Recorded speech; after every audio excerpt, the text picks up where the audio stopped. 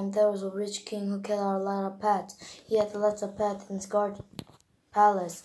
He had lots of pets in his garden. The king is especially like birds. He had a very beautiful parrot.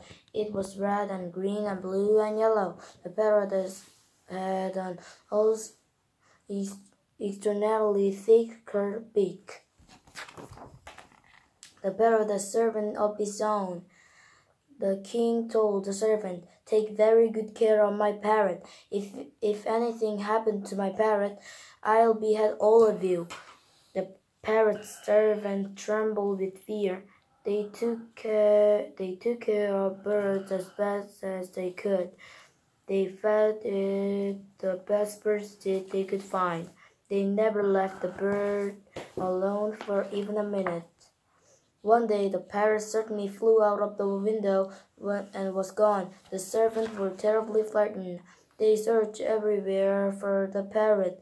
They searched the palace. They searched the garden.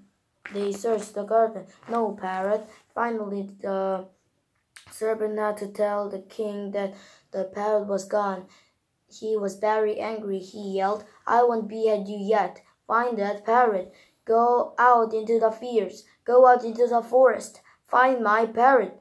Still trembling, the servant searched every nook and cranny of the kingdom for a month. They did not find the parrot. The servant went back to the king. "Oh, glorious king of the world," said the chief servant. "Where's my parrot?" asked the king. "Oh, glorious king of the world," repeated the servant. "Stop that flattery," said the king. "Where's my parrot? Where is my parrot?"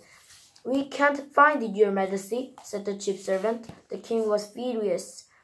He said, "This is your last chance. Go find my parrot." The servant ran out of the palace. They began to search again. They searched and searched. They were just about ready to give up when they met an old lady. The old lady was feeding the parrot. It was a parrot they were looking for. Something was wrong though. The parrot's beak was bleeding. It had been cut. Surprisingly enough, the parrot was enjoying his food.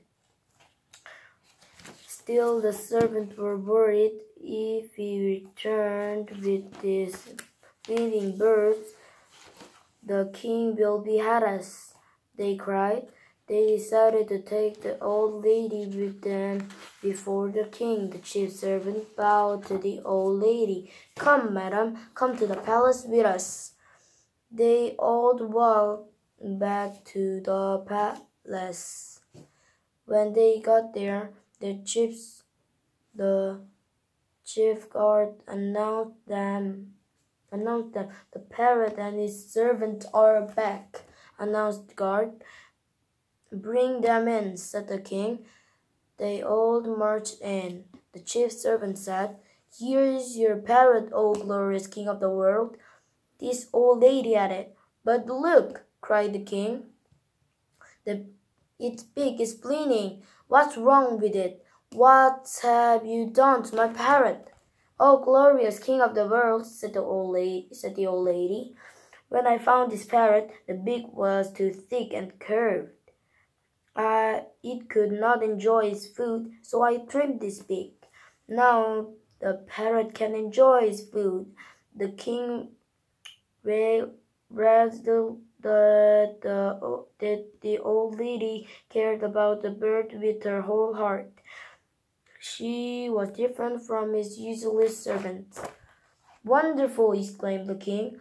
"I appoint you royal keeper of the parrot.